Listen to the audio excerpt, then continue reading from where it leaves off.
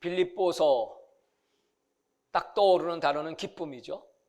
기쁨의 책. 빌립보서에는 16번이나 기쁨이라는 단어가 기록되어 있습니다. 제가 쉬어봤거든요. 하나님이 기뻐하시는 제물까지 합치면 17번이고 정말 바울이 어떻게 이렇게 기뻐하며 이 편지를 보낼 수가 있을까요? 바울의 13권의 서신서 가운데 이제 이 빌립보서는 옥중서신, 로마 감옥에서 그 고통 중에 지금 언제 죽을지 모릅니다.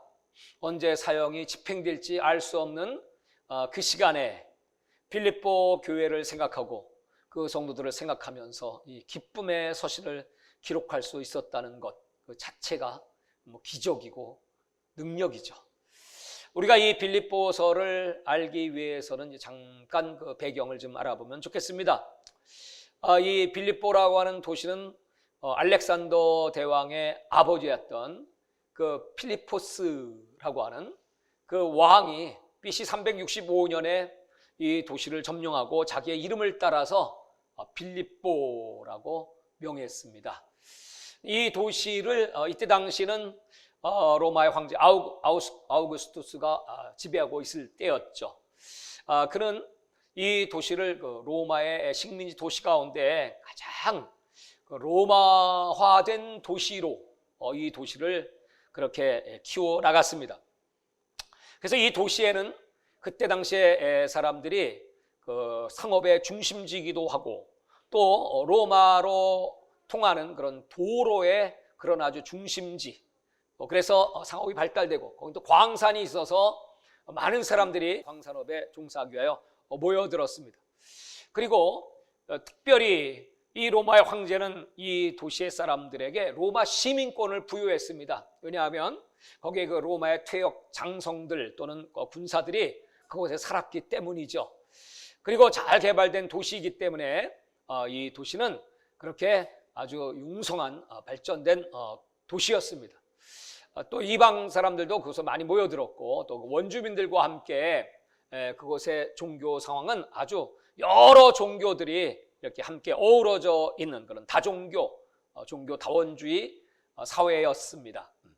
그리고 황제는 그들에게 있어서 아주 신적인 존재, 그들에게 전쟁을 막아주기도 하고 또 사회 안정, 질서를 유지해주기도 하고 또 기근이 오던 가뭄이 오면 또 그들에게 양식을 공급하는 그런 구제 차원의 모든 제도도 잘 돼 있고, 그러니까 이 빌립보 사람들에게 있어서는 황제는 마치 신적인 존재였습니다. 그러니까 자연스럽게 황제 숭배가 발달하게 되었죠. 또 주변에 그 이집트라든지 또 여러 가지 그 로마 그리스의 그 헬라의 신들이 또 몰려들어서 그 도시는 마치 신적인 그런 영적인 그런 파티장과 같은 그런 도시였습니다. 그곳에 이제 바울이 가게 되죠. 그것은 사도행전 16장에 기록되어 있습니다. 여러분 너무나 잘 아는 사건이죠. 바울이 아시아의 복음을 증거하기를 원해서 가고자 했지만 성령께서 그 길을 막으셨습니다. 그리고 그가 들어와 있을 때 환상이 열리기 시작하는데 그것은 바로 저 유럽 마케도니아 지방의 사람이 손짓을 하며 바울을 청하는 것이었습니다. 바울은 그 환상을 보고 하나님께서 선교의 방향을 바꾸시는구나 이렇게 생각을 하고 그곳에서 배를 타고 네아폴리라고 하는 곳으로 향하게 됩니다. 네아폴리는 그 빌립보의 외항 정도 되지요. 거기서 이제 빌립보를 들어가게 됩니다. 자, 그 빌립보에서 일어난 사건들이 사도행전 16장에 자세히 나옵니다. 바울은 항상 어디를 가든지 먼저 찾는 곳은 회당이었습니다. 그 말은 회당에 있는 그 유대인들부터 전도를 시작해서 이제 베이스 거점을 삼기 위한 것이었죠. 근데 이 빌립보에는 회당이 없어요. 그 말은 그때 당시에 회당 하나에는 보통 10명 정도의 남자가 있어야만, 유대인이 있어야만 회당이 세워지는데 10명의 유대인도 그 빌립보 안에는 없었다는 것이지요. 그래서 안식일을 맞이해 어디 가서 예배를 드릴까 하고 강가를 가게 되었는데 마침 거기서 어떤 여자들이 모여 있어. 그들에게 복음을 증거합니다. 그 가운데는 하나님께서 마음의 문을 여신 하나님을 경외하는 루디아라고 하는 여자가 등장하죠. 그 여자에게 복음을 전하니 그는 너무나 은혜를 받고 감동을 받고 예수님을 영접하고 바울을 자기 집으로 들여서 음식을 대접하고 그리고 빌립보 교회가 탄생되게 됩니다. 그러니까 이 빌립보 교회의 첫 번째 성도는 자색장사 루디아였습니다. 그러고 나서 일어난 사건이 어떤 사건이었습니까? 바울이 길을 가는데 어떤 귀신 들린 여종 하나가 바울을 따라다니면서 소리를 지르는 겁니다. 아, 이 사람은 지극히 높으신 하나님의 진리를 선포하는 사람입니다. 구원의 길을 가르치는 사람입니다. 하고 소리를 지르며 따라오니까 그것이 한두 번이 아니고 맨날 며칠을. 바울이 얼마나 괴롭겠습니까? 바울은 그 이유를 알기 때문이죠. 이 여자는 귀신의 힘으로 점을 치는 여종인데 만약에 그 귀신을 내어 쫓으면 그 주인들이 가만히 있지 않을 거다 압니다. 그렇지만 너무 그 영혼이 불쌍하기에 어쩔 수 없어서 잠시 후에 닥칠 일을 알면서도 그 귀신을 나사렛 예수 그리스도의 이름으로 떠나라고 명하니 한순간 귀신이 떠나버렸습니다. 귀신이 떠나니까 점을 칠 수가 없어요. 여러분, 점은 누가 친다고요? 귀신이 쳐요. 그러니까 그 주인들, 성경에 보니까 주인 한 사람이 아니고 복수로 나옵니다. 그러니까 여러 사람이 그 여종을 이용해서 점을 쳐서, 이 점이라는 것은 그 점괘가 잘 맞아야 사람들이 몰려드는 거 아니겠습니까? 그런데 이 여종은 굉장히 신통력이 있는 그런 점수를 갖고 있었던 것 같습니다. 사람들이 이제 오지 않고 점을 칠 수 없으니까 그들의 수익이 끊어지게 되겠죠. 이익이 사라지는 것을 보면서 그들이 가만히 있겠습니까? 바로 그 바울과 실라를 붙잡아가지고, 아니 이놈들이 어디서 와가지고 우리도 듣지도 보지도 못한 그런 풍속을 전한다 하며 그 관리들에게 고발을 합니다. 그러니까 그들은 물어보지도 않고, 아니 어디서 이런 놈들이 나타났단 말이냐, 아 우리는 지금 여러 신들을 섬기면서 평화롭게 잘 살고 있는데 어떤 또 다른 종교를 가지고 와서 미혹을 한단 말이지 하면서 그들을 심히 때리고 감옥 속에 집어넣습니다. 저는 그 빌립보 감옥을 보았거든요. 그 감옥 속 정말 그 깊은 캄캄한 어둠 속에서 이 바울과 실라는 얼마나 억울하기도 하고 매를 맞아서 온몸을 다 피투성이가 됐을 것이고 멍이 들었을 것이고 또 밥도 제대로 먹지 못하고 정말 얼마나 힘들고 고통스러운 상황입니까? 보통 사람 같으면 그런 일을 당하면 원망이 나오고 불평이 나올 수밖에 없겠죠? 하나님 어떻게 우리를 이렇게 대접하십니까? 이렇게 말할 수도 있겠죠. 그러나 사도행전 16장에 그 바울과 실라는 그 한밤중에 뭐합니까? 하나님께 기도하며 하나님을 찬송하였더니. 사랑하는 여러분, 여러분 같으시면 그런 위기를 당하고 고통을 당한다면 당연히 기도하시고 찬송하시겠죠? 할렐루야. 참 놀랍습니다. 믿음의 힘이 얼마나 위대한 것인가. 하나님이 그 믿음을 기쁘게 받으시고 그 다음에 일어난 사건은 뭐예요? 옥토가 흔들리고 지진이 터진 겁니다. 뿐만 아니고 옥문이 다 열리기 시작했습니다. 또 그 죄수들의 발을 묶고 있는 착고가 풀렸습니다. 한순간에 일어난 사건입니다. 그러니까 그 사건을 보면서 이 간수가 얼마나 놀랐는지, 착고가 풀렸으니까 거기에는 여러 죄수들이 있었을 텐데 그들은 아니 이게 웬일이란 말이냐 하면서 그들은 탈출을 시도했겠죠. 그래서 이 간수가 내 사명을 다 감당하지 못했으니 만약에 그 죄수들이 탈옥을 하면 그 죄를 간수가 물어야 하는 법이죠. 나는 이제 꼼짝없이 죽는구나 하면서 칼을 빼서 자결을 하려고 하거늘. 그러나 바울과 실라는 그 자리에 있었습니다. 그들은 도망가지 않았습니다. 멈추시오, 우리가 여기 있소. 그 말을 듣고 이 간수는 얼마나 놀랐는지 그 발 앞에 엎드려서 그러면 어찌하여야 우리가 구원을 얻으리까? 여러분, 어떻게 구원을 얻을 수 있습니까? 이런 위기를 어떻게 극복할 수 있습니까? 도대체 어떻게 이런 일이 생길 수 있단 말입니까? 그리고 당신들은 왜 이곳을 나가지 않고 여전히 여기 머물러 있으며 우리들을 구원하시려고 하십니까? 도대체 그 구원은 무엇입니까? 어떻게 구원을 얻을 수 있습니까? 그랬더니 16장 31절에 그 유명한, 다 같이 한번 해볼까요? 시작! 너무나 유명한 주 예수를 믿으라, 그리하면 너와 내 집이 구원을 얻으리라.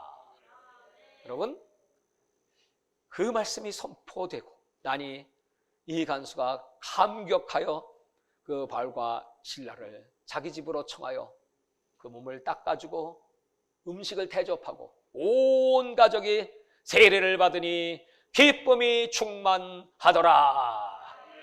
이렇게 해서 이 빌립보 교회가 세워지게 됩니다. 그럼 빌립보 교회의 첫 번째 교인은 누구라고 했죠? 루디아. 두 번째 교인은 누구일까요? 아니, 그 전에 귀신 들렸던 여종. 그래서 세 번째가 간수와 그의 가족들. 그러니까 이 빌립보 교회의 탄생은 성령의 역사, 기적 그 자체입니다. 그러니 사람들이 그 기적을 체험한 그 교인들이 모인 그 교회, 그 교회 가면 기적이 있어. 하나님은 살아계셔. 그들의 믿음이 여러분 얼마나 순수하고 아름답고 얼마나 깨끗하게 잘 성장됐겠습니까? 그 이후로 바울은 두 번 정도 더 이 빌립보를 방문하게 됩니다.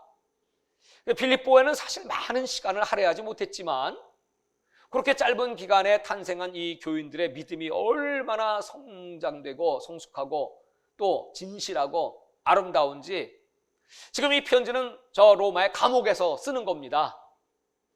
그 편지를 쓰면서 내가 너희들을 생각할 때마다 나는 기쁘다. 너희들이 그 지혜와 총명으로 더 풍성하게 그리스도의 사랑 안에서 성장되기를 원하노라.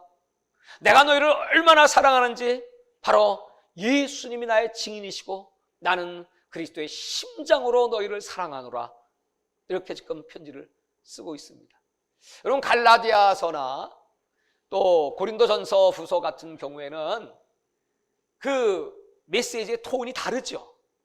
어떤 톤입니까? 나는 사도야. 너희들이 왜 나를 알지 못하느냐?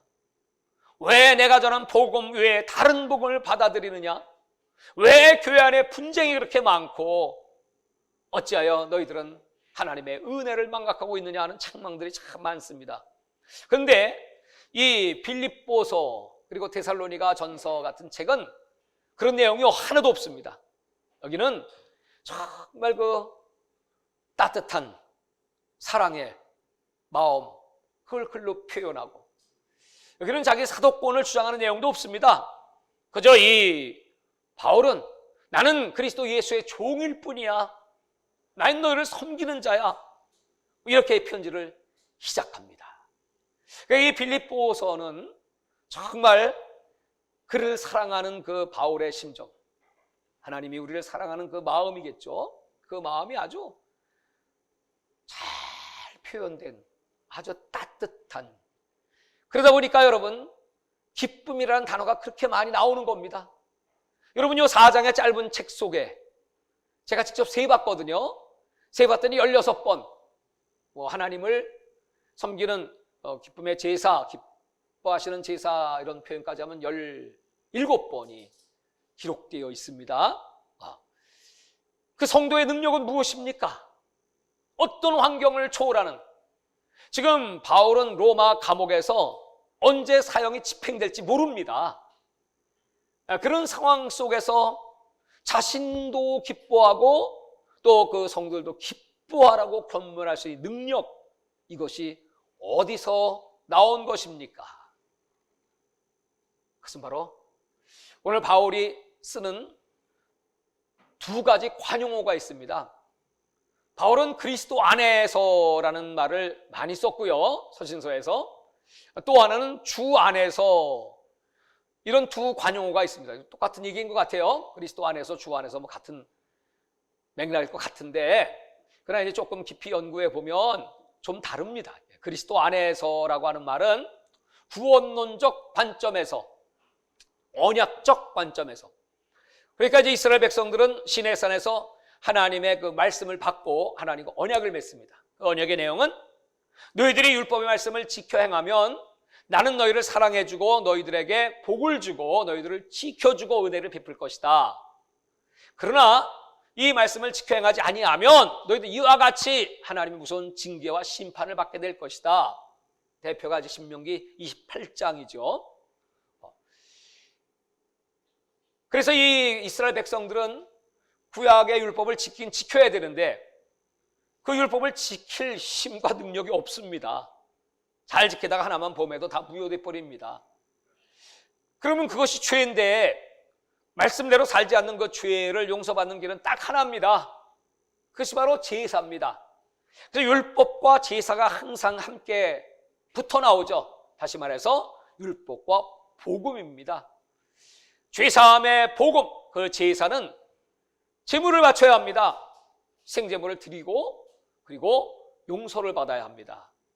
그러니까 이제 구약 성경은 무한 반복되는 그런 죄 짓고 회개하고 제물 드려 제사 드리고 용서받고, 그것을 신약으로 넘어오면 예수님께서 그 제사를 단번에 영원히 십자가에 못 박혀 죽고 부활하심으로 그 백성들에게 자유를 주시고 생명을 주시고, 그리고 그 언약을 통해서 너희는 그리스도 안에 구원받은 하나님의 백성이 되었도다, 이렇게 선포합니다. 그러니까 그리스도 안에서라고 하는 내용은 그런 언약적 관계, 구원받은 하나님의 백성이다, 이럴 때 쓰는 관용어이고요.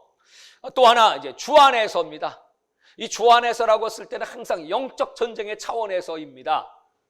그것은 예수님이 이 땅에 오셔서 십자가에 못 박혀 죽으심으로 우리 죄를 용서하시고 부활하심으로 우리를 의롭다 하시는, 그러니까 십자가는 승리의 상징이죠. 사탄의 권세를 깨뜨리고 뱀의 머리를 짓밟고 그리고 승리하신 예수 그리스도. 그러니까 이 주 안에서 할 때는 그런 영적 전쟁의 승리의 차원에서, 왜 바울이 이 빌립보서에는 주 안에서라는 관용어가 많거든요. 왜 그럴까요? 지금 자기는 로마의 감옥에 있습니다. 사탄은 그 바울을 죽이기 위해서 감금시키고 복음도 전하지 못하게 하고, 또 교회는 많은 핍박을 받고 있습니다. 그런 그 핍박 전부 이 사탄의 역사들입니다. 오늘날 이 코로나, 이거 사탄의 역사이죠. 오늘날 여러분 예수 믿지 못하게 하는 그런 핍박들이 저 중국이든지 이슬람권이든지 또 공산주의 이런 세계 속에서 여러분 얼마나 많이 자행되고 있습니까? 그런 가운데 있어서도 예수님은 십자가로 말미암아 우리를 이 사탄의 권세로 오히려 깨뜨리시고 역전시키시고 승리케 하시고 능히 우리는 이런 환경 속에도 이길 수 있습니다 하는 바울의 신앙 고백의 차원입니다. 우리는 영적 전쟁에 승리했다.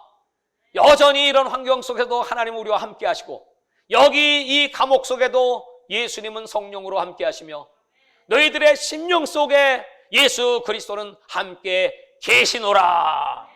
그것을 가르쳐 주기 위해서, 그러니까 우리는 어렵고 힘들수록 여러분 나는 주님 안에 있습니다. 이 바울의 시선은 항상 예수님 안에, 그러니까 예수님을 바라보는 거죠. 예수님을 바라보는 거예요. 바울의 신앙의 능력의 원동력입니다. 우리가 예수를 바라본다 할 때 말이죠, 이 양궁 선수들이 그 관역을 맞추는데 그 거리가 얼마냐 했더니 70m랍니다. 가까운 거리 아니죠? 그 타케트 그 관역이 122cm, 1m 정도 이렇게 둥그런데 그 가운데 여러분 만점 10점짜리 그 관역은 12cm, 70m 밖에 있는 12cm의 관역을 명중시켜야 10점입니다. 그 쉬운 일일까요? 여러분, 이 활 하나의 무게가 20kg래. 들고도 못 있어, 우리는. 그런데 그걸 명중시키는 거야. 그 비결이 뭔가 하면 이 양궁 선수들이 훈련할 때 그 관역을 쳐다보는데 아주 뚫어지게 쳐다본대. 집중해 쳐다본대. 쳐다보면요, 계속 쳐다보면요, 이 관역이 큰 바위처럼 크게 보인대. 그러니까 여러분이 크게 보이니까 쏘면 그냥 맞는 거죠. 작게 보여보세요. 지금 저 뒤에 있는 체온계가 요만하게 보이는데 70m 밖에 그 타켓을. 여러분, 다윗이 골리앗을 어떻게 물리쳤을까요? 이스라엘 병사들은 그 골리앗이 너무 크기 때문에, 강력하기 때문에 싸움을 엄두도 내지 못합니다. 저놈은 표적이 너무 커서 아무데나 던져도 맞는다. 그러니까 담대하게 너는 칼과 단창으로 내게 오고 나는 만군의 여호와의 이름으로 내게 가노라 하고 냅다 던지니까 마팍을 꿰뚫는 거 아니겠습니까? 믿음은 이와 같다는 거죠. 바울은 항상 그 시선의 초점이 예수 그리스도였어요. 예수님을 바라보니까 예수님은 한없이 크시고 지금 내가 당하고 있는 여러 가지 문제들, 환경들 너무 작은 것들이야. 여러분, 문제가 커 보이고 이런 환경의 위기들이 커 보이면 점점 예수님은 작아질 수밖에 없죠. 빌립보서는 그 믿음의 능력의 근원은 예수 그리스도를 바라보는 것이다. 그 감옥 속에서 늘 예수님을 바라보니까 지금 내가 당하고 있는 이 모든 일들은 다 믿음의 진보를 이루기 위한 거야. 나는 하나님의 섭리를 알아. 비록 내 처지와 내 입장은 이렇게 힘들고 어렵지만 하나님이 이곳에 나를 보내셔서, 여러분, 마지막 그 바울의 선교의 최고의 사명은 로마의 복음화일 것인데 황제를 만나기만 하면 그는 총독도 만났고 제사장도 만났고 당시에 여러분 그 유대 지방에서 만날 사람 다 만났습니다. 이제 내가 남은 건 황제를 만나야 돼. 난 로마 시민권자이기 때문에 황제가 나를 재판해달라고 요구를 해서 스스로 그곳에 온 것입니다. 황제 앞에 나가서 변론을 하면, 예수 그리스도를 선포하면, 아니 성령이 강력하게 역사하시면 황제가 그때 두 손 들고 할렐루야 아멘 예수 믿습니다 하면 그냥 로마는 그냥 한순간에 뒤집어지는 거죠. 그런 믿음이 바울에게 있었어요. 물론 황제를 만나지 못했지만 거기는 황제가 보낸 그 시위대들이 3교대로 바울을 지킵니다. 그 이유는 아니 저가 저 먼 팔레스틴에서 여기까지 황제에게 재판을 받기 위해 왔는데 저 사람은 아주 흉악한 범죄자일 것이다, 이렇게 그들은 추측을 했죠. 근데 가만히 보니까 말이죠, 이 바울이 뭐 성령의 사람이니까 성령의 열매가 풍성하죠. 늘 온유하고 겸손하죠. 그 모습을 보면서 아니네, 흉악한 죄수 아니네. 근데 그 입에서 나오는 말을 들어보면 여러분 그 복음의 메시지는 당시에 로마 시대에 있어서는 이건 반역죄 중에 반역죄입니다. 왜냐하면 그들은 가이사가 메시아, 가이사가 구주가 돼야 되는데 그렇지 않고 예수가 우리의 구세주입니다 이렇게 말하니까. 근데 바울은 기도를 많이 하고 그렇게 전하는 그 복음의 내용을 그들이 가만히 들어보니까 이것이 이 땅의 일이 아니라 하늘의 일이야, 이건 영적인 일이야, 그런 것들을 그들이 감동을 받기 시작하면서 그렇다면 이 사람은 죄가 없는 사람이지, 그 종교에 대한 얘기인데 하면서 그들 자신들도 마음의 문이 열려 예수님을 영접하게 됩니다. 그러니까 이게 얼마나 어마어마한 복음의 진보입니까? 또 그때 당시에 로마에 교회가 있었고 성도들이 있었습니다. 거기 두 부류가 있었어요. 한 부류의 사람들은 바울이 이렇게 고난당하는 모습을 보면서, 아니 바울 사도가 이렇게 목숨 걸고 복음을 증거 감옥에 갇혀 있는데 우리가 가만히 있을 수 있나? 하면서 열심히 그들도 담대하게 복음을 외치는 순수한 사람들이 있었습니다. 근데 또 한 부류의 사람은 그게 아니고 순수하지 않은 마음으로 바울을 시기하고, 사람들이 바울을 존경하니까요, 그 바울의 영광을 뺏고 싶은 그런 일단의 사람들이 있었습니다. 근데 그들도 가서 복음을 증거하는 겁니다. 왜 그럴까요? 그 일로 말미암아 이제 그들이 붙잡히면, 야, 이거 누가 너희들한테 시켰어? 누가 예수는 구주라고 가르쳐줬어? 그렇게 말하면, 저 바울이라는 자가 그렇게 가르쳐줬습니다. 그래? 그럼 바울을 빨리 죽일 수도 있지 않습니까? 그런 나쁜 의도로 복음을 전했습니다. 근데 바울이 감옥에 그 소식을 듣죠? 들으면서 이렇게 말하는 것입니다. 그들이 어떤 의도로 복음을 전파했든 전파되는 것은 그리스도니 나는 기쁘고 기쁘다. 예수님만 전파되면 내가 더 말할 게 뭐가 있냐. 바울의 초점은 자기가 아니에요. 내가 무시를 받던, 내가 천대를 받던, 또 바울은 자기의 생사, 아니 살고 죽는 것보다 더 귀한 게 뭐가 있겠습니까? 사람에게 있어서. 근데 이 바울은 내가 죽는 것도 문제가 아니고 사는 것도 문제가 아니야. 내 생사보다 더 소중한 것은 예수 그리스도의 이름이 전파되고 예수 그리스도가 선포되고 예수 그리스도가 증거되기를 원합니다. 아멘. 여러분, 얼마나 놀라운 믿음입니까? 이게 1장의 스토리입니다. 그러면서 너희들은 복음에 합당하게 살아라. 그 말은 뭐냐면, 그 당시에 그 빌립보 사람들은 로마 시민권을 갖고 있기 때문에 그 긍지와 자부심이 대단했습니다. 그 주변의 야만족들은요, 소원이 뭐냐 하면 로마에 한번 가보는 것인데, 뭐 로마는 엄청 먼 곳이니까 갈 수 없으니까 이 빌립보에 와서 이제 그들을 보면서 사모한, 우리도 로마 시민권 그런 시민이 됐으면. 그러니까 여러분, 빌립보 사람들은 아주 그 긍지가 대단했습니다. 복음에 합당한 생활이라고 하는 말은 너희들이 이 빌립보 시민권자답게, 그 시민권자는 의무를 다해야 되지 않겠습니까? 그런 삶을 살아라. 그렇게 이제 그때 당시의 상황을 펼치면서 가르쳐주면서 한 마음을 가지고 이 영적 전쟁, 선한 싸움을 싸워야 된다. 이렇게 말하면서 2장으로 딱 넘어가면 그 유명한 그리스도의 찬송시가 등장합니다. 여러분, 기독교 복음에 있어서 정말 이 바울을 통하여 전해준 이 찬송시, 얼마나 놀라운, 여기 삼위일체 신학이 있고 예수 그리스도의 승귀, 높아지심과 예수 그리스도의 비하, 낮아지심이 있고요, 예수님의 신성과 인성이 기록되어 있고요 하는 이 주옥 같은 이 말씀이 2장에 등장합니다. 너희들 서로 다투지 말고 허용으로 하지 말고 헛된 영광 구하지 말고 그리스도가 어떻게 이 땅에 오셔서 행하셨는가를 보라. 그는 하나님과 근본 동일한 본체셔. 그러니까 동등하신 하나님, 뭐 더하지도 빼지도 하나님과 같은 분입니다. 하나님 자체입니다. 제2위의 하나님이십니다. 그 하나님께서 자기를 비워 종의 형체를 가졌으니 다 내려놓고 하나님의 신성으로 가득한 분입니다. 그분은 더 부족한 게 아무것도 없습니다. 그냥 몸을 가지시면서 그 예수 그리스도가 손만 뻗치면, 그 영광을 취하고자 하면 손만 뻗치면 그냥 하나님이 되는 겁니다.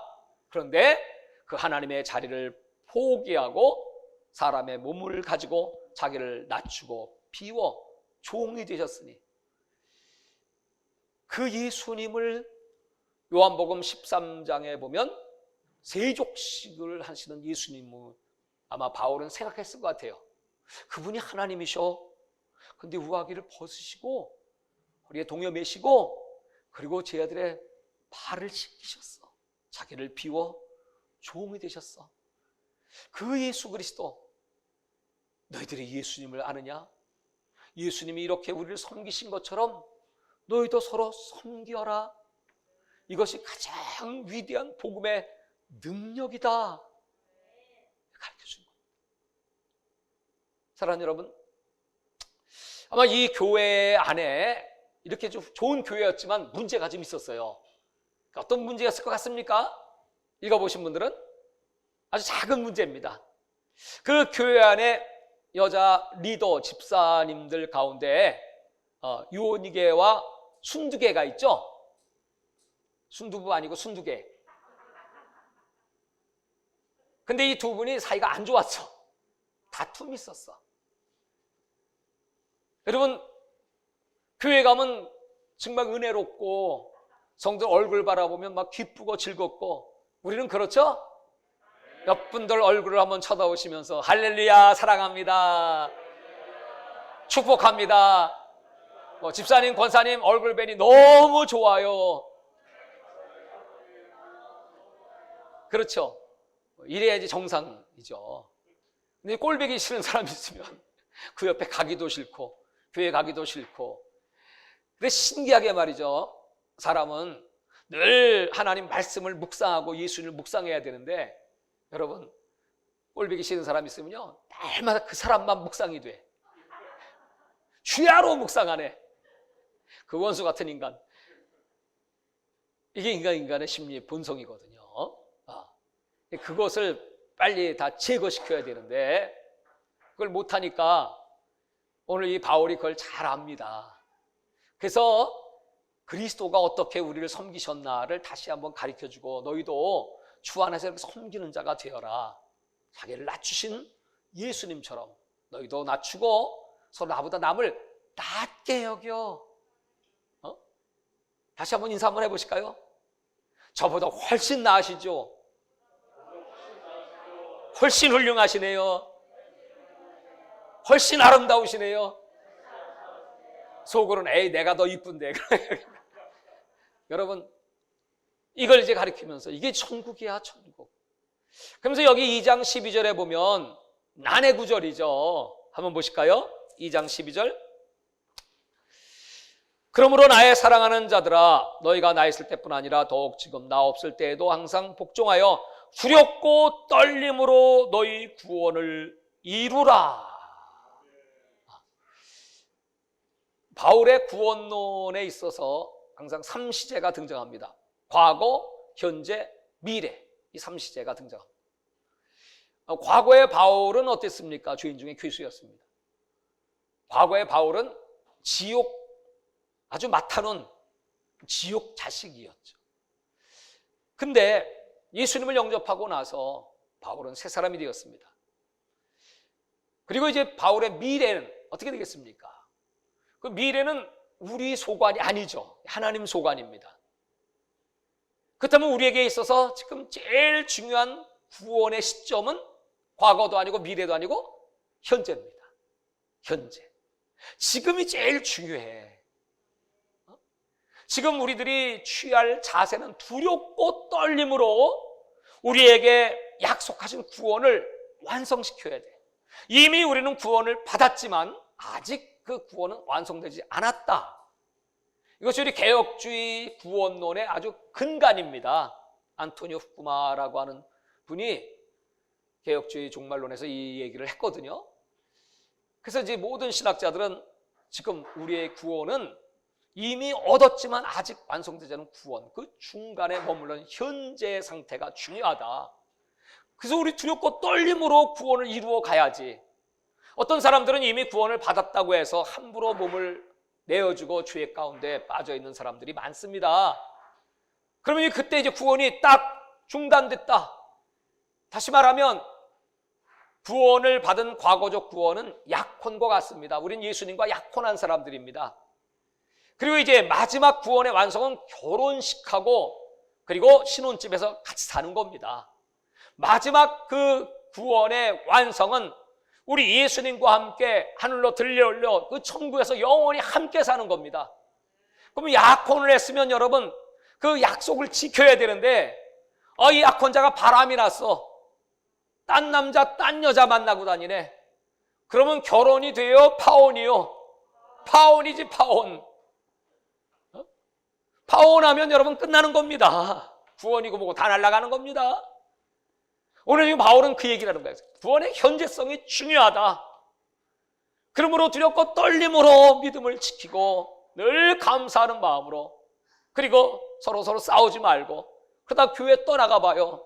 나중에 실망해서 예수 버리게 돼요. 물론 처음부터 그러던 그 단계적으로 그렇게 됩니다, 여러분. 그러면 그 영혼의 파괴가 얼마나 무서운 형벌을 가지고 옵니까? 우리에게 예수의 이름을 주셨습니다. 그 예수의 이름은 하늘 위에 땅 위에 땅 아래 만물이 복종하는 이름입니다. 그렇게 된 비결은 바로 예수님이 그렇게 자기를 비워 종의 형체를 가졌기 때문에, 십자가 못 박혀 죽으셨기 때문에, 그렇게 우리들을 섬기셨기 때문에 하나님은 그를 그렇게 지키 높으신 것입니다. 여러분, 주 예수의 이름으로 행하는 이 모든 일들, 우리 교회의 이름이 뭔지 아시나요? 혹시? 주 예수 이름 교회입니까? 주 예수 이름만을 높이자, 민족과 열방을 주 예수 이름으로 구원하자, 그 정신을 갖고 살라는 겁니다. 그래서 여기 2장에 보시면, 빌립보 2장입니다. 여기 누가 오냐면 에바브로디도가 옵니다. 바울을 도와주기 위해서. 근데 이 에바브로디도가 바울을 도우러 왔는데 병이 들었어요. 그 병이 들었으니 얼마나 이 바울이 마음이 아파요. 도와주는 게 아니라 짐이 돼버리고 말았죠. 그래서 그를 위해 간절히 기도했더니 하나님이 에바브로디도를 다시 회복시켜 주셨어요. 그게 여러분 얼마나 기쁘겠습니까? 그런 내용을 얘기하면서 여기 28절을 보십시오. 2장 28절입니다. 그러므로 내가 더욱 급히 그를 보낸 것은 너희로 그를 다시 보고 기뻐하게 하며 내 근심도 덜게 하려 합니다. 이러므로 너희가 주 안에서 모든 기쁨으로 그를 영접하고 또 이와 같은 자들을 존귀 여겨라. 기뻐하고 기뻐한다. 하나님과의 관계에 있어서도 기쁨이 필요하고, 인간 관계에 있어서도 기쁨이 필요하고, 여기 16절을 보십시오. 생명의 말씀을 밝히 나의 다름질이 헛되지 아니하고 수고도 헛되지 아니하므로 그리스도의 날에 내가 자랑할 것이 있게 하려 합니다. 17절 다시 한번 같이 읽죠. 시작. 만일 너희 믿음의 제물과 섬김 위에 내가 나를 전체로 드릴지라도 나는 기뻐하고 너희 무리와 함께 기뻐하리니. 18절 시작. 이와 같이 너희도 기뻐하고 나와 함께 기뻐하라. 하나님 앞에 내가 제물로 드리는 걸 기뻐하고 너희도 기뻐하고 오늘 여러분 하나님 앞에 산 제물로 올려드리는 이 예배를 기뻐하고 기뻐하시기를 바랍니다. 또 인간관계 속에서 내가 중보기도란 그 에바브로디도가 다시 건강을 찾게 되니 이 얼마나 기쁜 일입니까? 또 기뻐하고 계속해서 여러분 4장으로 넘어가면 4장 4절에 주 안에서 항상 기뻐하라. 내가 다시 말하노니 기뻐하라. 하나님과의 관계에 있어서, 이웃과의 관계에 있어서 내가 예수 안에 있다는 사실, 어떤 환경을 초월하는 그 영적인 하늘의 기쁨이 내 속에 있기 때문에 기뻐하고 기뻐하라. 3장 1절에 보면 끝으로 나의 형제들아 주 안에서 기뻐하라. 너희에게 같은 말을 쓰는 것이 내게는 수고로움이 없고 너희에게는 안전하니라.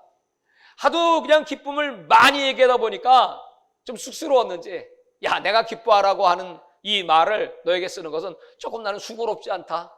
나는 할 수만 있으면 너에게 더 많이 기뻐하고 기뻐할지어다. 그렇게 말하고 싶다는 거. 조금도 수고롭지도 않고 안전해. 여러분, 우리가 신앙을 안전하게 지키는 비결이 뭐냐면 기뻐하는 겁니다. 여러분, 저 짐승들이 웃는 거 봤어요? 개, 돼지, 소, 양이 웃는 거 봤습니까?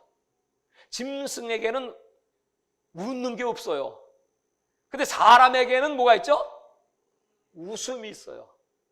기쁨이 있어요. 하나님의 최고의 선물은 기뻐하는 겁니다. 느헤미야는 그래서 하나님을 기뻐하는 것이 너희의 힘이다. 여러분, 애통하면 그 다음에 기쁨이거든요. 눈물로 씨를 뿌리면 기쁨으로 단을 거두는 거거든요. 우리가 왜 애통하며 기도해요? 그 애통 뒤에 하나님이 기쁨을 주시는 걸 믿기 때문이야. 여러분, 1시간만이라도 쫙으로 애통해봐요. 그리고 기도해봐요. 그 다음에 하나님이 주시는 그 하늘의 기쁨이 얼마나 충만합니까? 아무것도 염려하지 말고 너희 구할 것을 감사함으로 하나님께 아뢰라. 그래 모든 지극에 뛰어나신 하나님의 평강이 너희 마음과 생각을 지키시리라. 그리고 하나님이 주시는 그 평강을 누리게 되니 여러분, 이게 진짜 참 믿음이라는 거예요. 3장에는 이 빌립보에도 또 역시 다른 도시와 마찬가지로 이 거짓 교사들이 등장합니다. 이게 이제 거짓 교사가 유대인들이죠. 예수를 안 믿는 게 아니라 믿어요. 믿어도 예수 믿는 것만 갖고는 구원받지 못한다는 거야. 부족해. 어떻게 해야 완전한 구원을 받습니까? 했더니 예수 믿었으면 그 다음에 할례를 받든지 율법을 지켜야 돼. 절기를 지켜야 돼. 정결법을 지켜야 돼. 뭐 이런 자들, 거짓 교사들이 또 여기도 나타납니다. 전에 없었잖아요. 근데 꼭 냄새 맡고 와. 어디서 나타나는지 와. 제가 세계를 다니다 보면 어디서 나타나는지 꼭 이단들이 와 있어. 신천지가 와 있고요. 구원파가 와 있고요. 꼭 그렇습니다. 신기하죠. 그게 바울이 아니 이렇게 정성 들여서 세워진 교회인데 이들이 또 이단의 미혹되면 어떡해. 너무 화딱지가 나가지고 이제 아주 뭐라고 하는지 아세요? 그 거짓 것은 개야. 개 같은 놈들이야. 속된 말은 개 XX야. 이렇게 말해요. 그들은 신이 자기의 배야. 그들은 육적인 사람들이야. 그들은 하나님 나라를 기업으로 받을 수가 없어. 그들은 할례를 주장하는데 그 할례는 뭐냐면 살점을 뜯어내는 거야. 이렇게 표현해. 살점을 뜯어내는 거야. 당시에 그 로마 사회에 있어서 축제가 올림픽입니다. 4년 만에 이렇게 한 번씩 올려는 올림픽. 그때 당시에 그 올림픽에 출전하는 남자 선수들은요 뻘거벗고 나가요. 근데 거기서 우승을 했다? 하게 되면 뭐 성공이 보장되는 거죠. 지금과 똑같습니다. 근데 이 남자들이 뻘거벗고 나가는데 유대인들은 할례를 받잖아요. 그러니까 이방인들이 이렇게 쳐다봐요. 쳐다보면서 넌 이상하게 생겼다. 너 뭐냐? 그걸 놀려. 그게 할례였어요. 그래도 유대인들은 그걸 해. 그 구원받는 줄 알고 그걸 해. 바울은 말하기를 외적인 할례가 할례가 아니고 내면의 할례, 마음의 할례.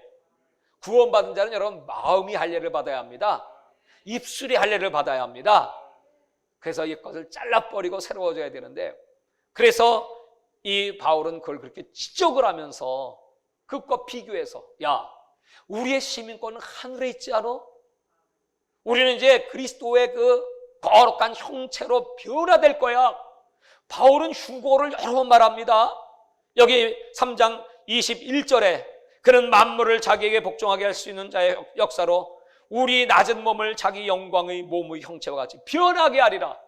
고린도전서 15장 51절에도 호련히 변화되어 우리가 그리스도를 맞이하는 그런 휴거를 말합니다. 데살로니가 전서 4장에도 하늘로 끌어올려 공중에서 주를 맞이하는 휴거를 말합니다. 그러니까 이 바울은요 이렇게 고난 중에서 어느 시에 주께서 임하실지 호련히 우리를 낚아채는 랩추어 하루파죠. 하늘로 올라가는 그런 역사가 있게 될 것이라고 하는 그 소망을 이 빌립보 교인들에게 전해주는 겁니다. 그러면서 항상 기뻐해라. 그리고 너희 관용을 모든 사람이 알게 하라. 관용은 뭐죠? 넓은 마음이에요. 너희의 넓은 마음. 아니 그리스도를 품은 사람은요 우주를 품은 사람이에요. 우주가 내 안에 와 있어. 천지를 창조하신 하나님이 내 안에 와 있어. 아무것도 염려하지 말고 너희 구할 것을 감사함으로 하나님께 아뢰라 하면서 뭐라 해요? 주께서 가까우시니라. 어느 정도 주님이 가깝게 계십니까? 어느 정도? 그분이 우리 안에 와 계신지. 여러분 지금 제일 가까이 있는 게 무엇입니까? 어떤 사람은 문제가 제일 가까워. 원수가 제일 가까워. 매일 그것만 바라봐. 바울은 제일 가까운 분은 예수님이셔. 내 심장, 내 영혼 속에 함께하고 계시니까. 그분이 우주를 품은 분이야. 그러니 여러분, 우리 예수 믿는 사람들이 얼마나 넓은 마음을 품어야 되겠습니까? 오늘 이 예배를 계기로 해서, 그런데 후서에 보면 너의 마음이 좁아졌다 그러잖아요. 좁아졌다. 좁은 사람은 자기 뺏기 몰라요. 이기주의자예요. 이기주의자들은 남을 생각할 줄 몰라요. 항상 그 삶의 중심이 자기입니다. 판단의 중심이 자기예요. 그러면 여러분, 아무리 교회 오래 다녔어도요, 목사님이 됐어도요, 어디 가서도 일을 못해요. 쓰임받지 못해요. 사랑받지 못해요. 아무도 그를 인정해 주지 않아요. 그래서 빌립보서는 참된 영성이 무엇인가? 관용. 주님이 우리 안에 계시다. 다 양보해도요, 우리요 천국 가면 돼요. 이 땅에 거요 하나도 없어도요, 천국이 내 속에 있으면요 다 있는 겁니다. 할렐루야. 예수가 여러분 속에 계십니까? 확실하게 계십니까? 그걸 바울은 빌립보서에서 강조하면서 마지막으로 내가 4장 11절입니다. 내가 궁핍함으로 말하는 것이 아니라 어떠한 형편에든지 나는 자족하기를 배웠노니 나는 비천에 처할 줄도 알고 풍부에 처할 줄도 알아. 모든 일 곧 배부름과 배고픔과 풍부와 궁핍에도 처할 줄 아는 일체의 비결을 배웠노라. 그리스도 안에 있기 때문에, 주 안에 있기 때문에 바울은 일체의 비결 다 그 안에서 해결될 수 있다는 겁니다. 그러면서 14절 너무나 유명한 말씀이죠. 시작. 내게 능력 주시는 자 안에서 내가 모든 것을 할 수 있느니라. 어떤 사람들은 이 구절을 어떤 긍정적 마인드 이런 것으로 쓰지만 본문의 핵심은 그것이 아니지요. 이런 환경 속에서도 그리스도는 나와 함께 하시기 때문에 나는 능히 참아낼 수 있고 어떤 환경도 극복할 수 있고 그런 환경에서 기뻐할 수 있다. 나는 그리스도가 내 안에서 나를 통치하심으로 말미암아 얼마든지 이겨낼 수 있다. 그것을 강조하면서 마지막 우리 19절을 봅시다. 시작. 나의 하나님이 그리스도 예수 안에서 영광 가운데 그 풍성한 대로 너희 모든 쓸 것을 채우시리라. 여태까지 바울은 텐트를 지으면서 그렇게 사역을 감당하면서도 하나님은 때마다 시마다 필요할 때 사람도 준비해 주시고 필요할 때 그가 묵을 집도 준비해 주시고 또 필요할 때는 능력도 부어주시고 필요할 때마다 모든 걸 다 공급하신 나의 하나님이 그리스도 예수 안에서 그 풍성한 대로 나의 모든 쓸 것 여태까지 공급해 주셨습니다. 여러분께도 하나님이 공급해 주실 줄 믿으시기 바랍니다. 앞으로 닥칠 그런 무서운 시대 속에서도 하나님은 여전히 우리를 사랑하시고 이스라엘 백성들을 광야에서 40년 동안 그 만나와 미추라기로 먹이시고 입히신 것처럼 하나님은 지금도 우리와 더불어 함께 하시고 이 마지막 때가 될수록 여러분 우리에게 필요한 믿음, 하나님이 우리와 함께 하신다. 그 하나님이 내게 명령하시기를 너는 항상 기뻐할지어다. 할렐루야. 우리 서로 인사합시다. 항상 기뻐합시다. 기뻐하고 기뻐합시다. 아멘.